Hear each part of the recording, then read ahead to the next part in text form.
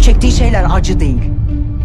Sen benim çektiklerimi yaşasaydın acıyı işte o zaman görürdün. Eğer bana boşanmayla alakalı bir şey söylemeye kalkarsan çıkar giderim. Bu bir. Çünkü ben en başından beri boşanmayacağımı sana söyledim. Sen ananı yok sayamazsın Cihan Albora.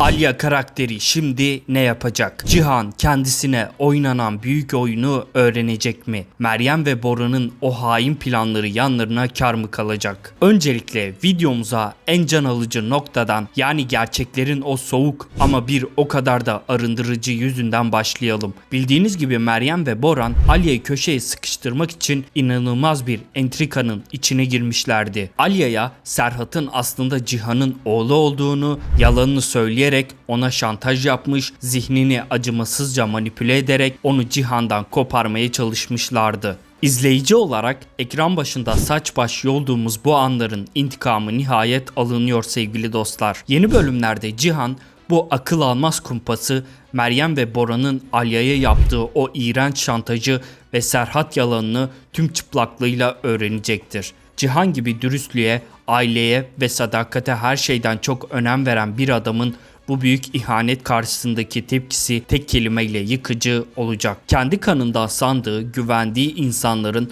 hayatındaki en değerli kadına böylesine zalimce bir oyun oynamasını asla hazmedemeyen Cihan, Meryem ve Boran ile olan tüm bağlarını bir anda acımasızca kesip atacak. Onun için artık bu hayatta tek bir öncelik var: Alya. Cihan etrafına örülen bu yalan ağını parçalayıp gerçeklerin peşinden hiç vakit kaybetmeden Alya'yı bulmak üzere İstanbul'a doğru yola çıkacaktır. Ve geliyoruz dizinin belki de en çok konuşulacak, hepimizin kalbini pırpır ettirecek o duygu yüklü sahnesine. Cihan'ın İstanbul'a ayak basmasıyla birlikte başlayan nefes kesici arayış, havalimanının o karmaşık ve telaşlı atmosferinde son bulacak. Cihan, Alya'yı tam da her şeyi geride bırakıp yurt dışına gitmek üzereyken son anda yakalayacaktır. Ama durun, bu sefer karşımızda o eski, baskıcı, geleneklerin ve öfkenin esiri olmuş bildiğimiz Cihan yok. Havalimanında yüz yüze geldiklerinde Cihan karakteri Alya'nın o kırgın gözlerinin içine bakarak ona tüm gerçekleri bildiğini, şantajdan ve dönen dolaplardan haberdar olduğunu söyleyecek. Geçmişin hatalarından büyük bir ders çıkaran Cihan onu kolundan tutup zorla Mardin'e, o konağa götürmek yerine hayatında belki de ilk defa seçimi tamamen Alya'nın özgür iradesine bırakacaktır. Onun bu olgun ve saygılı tavrı Alya'nın kalbindeki buzları eritmeye başlayacak. Alya hemen Mardin'e dönmek yerine bir süre oğlu Deniz ile birlikte İstanbul'da kalmayı seçecektir. Cihan ise bir an bile tereddüt etmeden onların güvenliğinden emin olmak için İstanbul'un kalbinde her türlü tehlikeden uzak, son derece korunaklı bir yaşam alanı ayarlayacaktır. Bu ayrı kalınan süreç İkilinin birbirlerine uzaktan da olsa yeniden güvenmeyi öğrendikleri, geçmişin yaralarını usulca sardıkları çok özel bir nekahat dönemi olacak. İstanbul'daki bu sakin ve izole yaşam hikayemize yepyeni ve çok güçlü bir umut tohumu ekiyor. Aradan geçen birkaç haftanın ardından Alya karakteri hayatlarını sonsuza dek değiştirecek o muhteşem haberi alacaktır: hamile. Bu mucizevi gelişme Alya'nın içindeki tüm karanlık korkuları ve şüpheleri büyük bir umuda dönüştürürken müjdeli haberi alan Cihan adeta havalara uçacaktır. O sert, taviz vermez adamın yerini bir anda doğacak bebeği ve ailesi için dünyayı yakabilecek sevgi dolu bir baba adayı alacaktır. Cihan hiç vakit kaybetmeden soluğu tekrar İstanbul'da Alya'nın yanında alacak. Ancak ortada hala büyük bir tehlike var. Cihan İstanbul'un bu karmaşasında onların güvenliğini %100 sağlamanın giderek imkansızlaştığını fark edecektir. Tüm kalbiyle, şefkatiyle ve mantıklı argümanlarıyla Alya'yı tam güvenlikleri için Mardin'e dönmeye ikna edecek. Fakat burada altı çizilmesi gereken muazzam bir senaryo detayı var. Alya Mardin'deki konağa bu kez bir esir, zorla tutulan boynu bükük bir tutsak olarak değil, gücünün farkında tüm işlerini yoluna koymuş,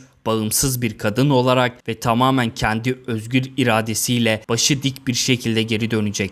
Bu görkemli dönüş konaktaki güç dengelerini de kökünden değiştirecektir. Alya'nın Mardin'e adım atmasıyla birlikte yeni bir dönem resmen başlayacak. Alya kendi saadetini yaşamadan önce ilk iş olarak geçmişin ağır travmalarını atlatmaya çalışan ve klinikte tedavi gören can dostu Nare'yi ziyaret edecek. Nare ile olan bu duygusal yüzleşme Alya'nın vefasını, merhametini ve içsel gücünü biz izleyicilere bir kez daha kanıtlayacaktır. Bu manevi arınmanın ardından uzun zamandır ekran başında beklediğimiz o masalsı ana tanıklık edeceğiz. Cihan ve Alya gösterişten, şatafattan ve o boğucu aşiret geleneklerinden tamamen uzak, sadece en yakın ailenin katıldığı samimi, sıcak ve çok sade bir nikahla hayatlarını birleştirecekler. Bu sade merasim onların aşkının ne kadar gerçek, ne kadar saf ve dış etkenlerden ne kadar arınmış olduğunun en büyük kanıtı haline gelecektir. Artık ikilinin arasında sırlar, yıkıcı yalanlar veya mecburiyetler yok. Sadece arıtılmış bir sevgi ve birbirlerine verdikleri sonsuz bir söz var. Ancak uzak şehrin topraklarında sular hiçbir zaman tam anlamıyla durulmaz. Tam her şey yoluna girdi, aile saadetini buldular derken ufukta yepyeni ve çok daha karanlık bir fırtına belirecektir. Ecmel karakteri.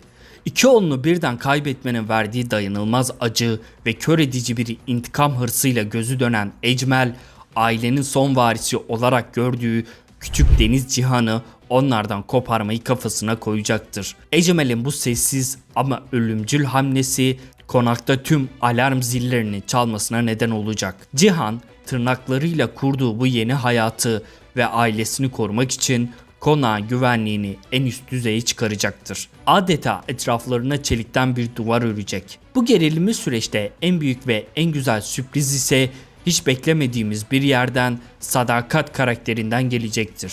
Geçmişte sürekli ikilinin ilişkisine müdahale eden, ortalığı karıştıran Sadakat, yaşanan onca felaketin ardından adeta bir uyanış yaşayacak. Eski düşmanlıkları, gereksiz gururu bir kenara bırakarak aileyi korumak, onlara kalkan olmak için Cihan ve Alya'nın safına geçecektir. Cihan ve Alya ise artık eskisinden çok ama çok daha güçlüler. Bunu söyleyelim. Karşılıklı sarsılmaz güven, tam bir dürüstlük ve kökleri en derine inen o büyük aşk sayesinde geçmişin tüm manipülasyonlarından tamamen kurtulmuş durumdalar. Şimdi Ecmel'in acımasız tehditlerine ve dışarıdan gelen her türlü tehlikeye karşı sırt sırta tek yürek olarak savaşacaklar. Evet sevgili dostlar, Uzakşehir'in yeni bölümleri tam anlamıyla bir duyguseli ve aksiyon kasırgası vaat ediyor diyebilirim. Cihan ve Alya'nın omuz omuza vereceği bu mücadele Ecmel'in şeytani planları karşısında nasıl bir sınav verecek, hep birlikte nefeslerimizi tutup izleyeceğiz.